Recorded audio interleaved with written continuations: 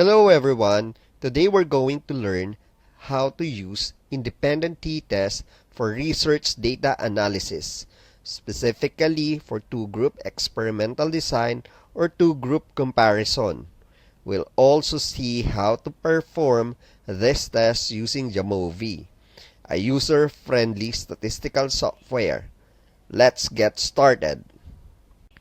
An independent t-test or two-sample t-test checks if there's a significant difference between the means of two independent groups. It's useful for comparing treatments in experimental design. Two-group experimental design is a fundamental method in experimental research to determine the effect of a treatment.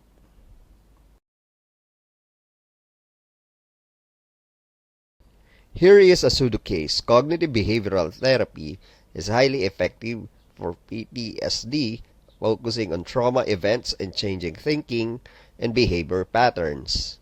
Carr in 2011 found CBT to be a safe and effective intervention for PTSD across various settings.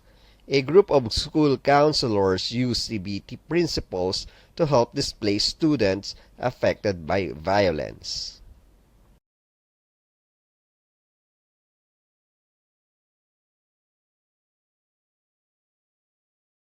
Method: 50 students were randomly assigned to experimental and control groups, 25 each.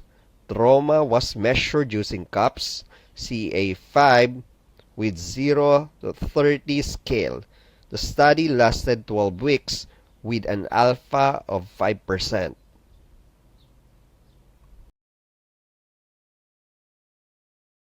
Here are the sample research questions.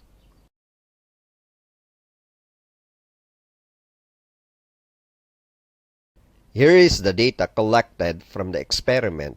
The scores for the control group and experimental group are displayed side by side for comparison. Let's do now the simulation in Jamovi.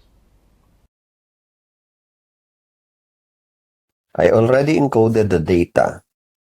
For the control group, the trauma level. For the CBT group, and the trauma level. First, change the variable. This will be the group. Next variable, trauma. After that, make sure go to the analysis, exploration, click descriptives. The trauma for the variables, group, split by.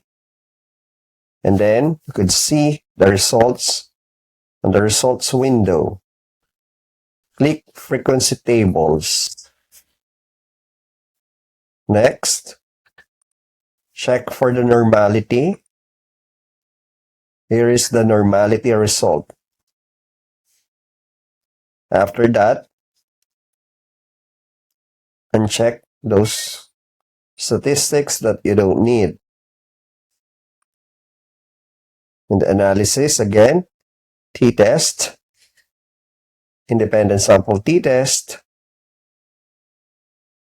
dependent variables, trauma, group, grouping variable.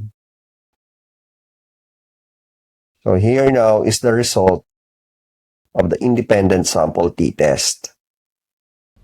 In this table, we see the trauma level scores of displaced students who were part of the control group, receiving a conventional counseling approach.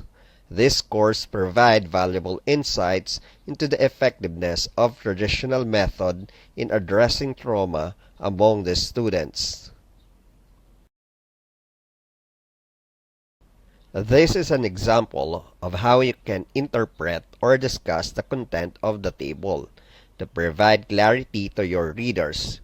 We can call this as tabular to textual interpretation.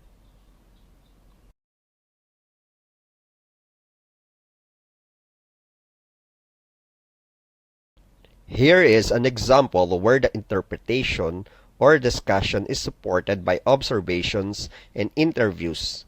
Study carefully how it is written.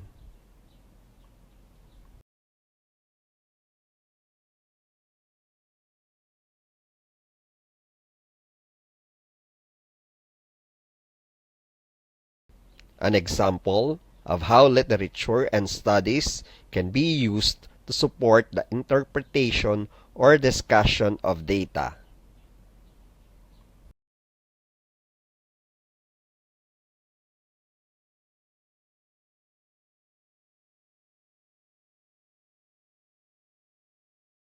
For Table 2, we can see the trauma level scores of displaced students who were part of the experimental group or the CBT group.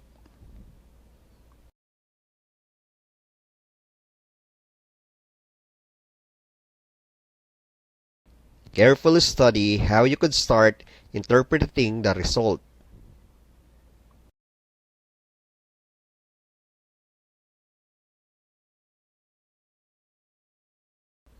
The second paragraph may contain like this: a supporting statement from observation or interviews or both.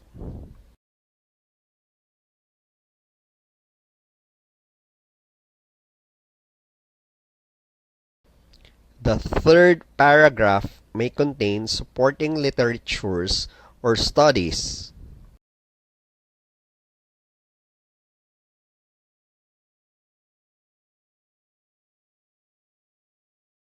The next table will represent the answer for research question number 2.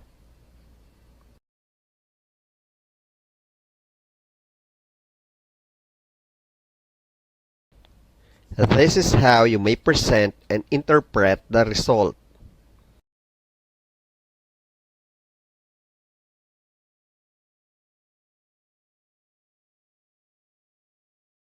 Likewise, supporting literatures or studies may be the content of the last paragraph.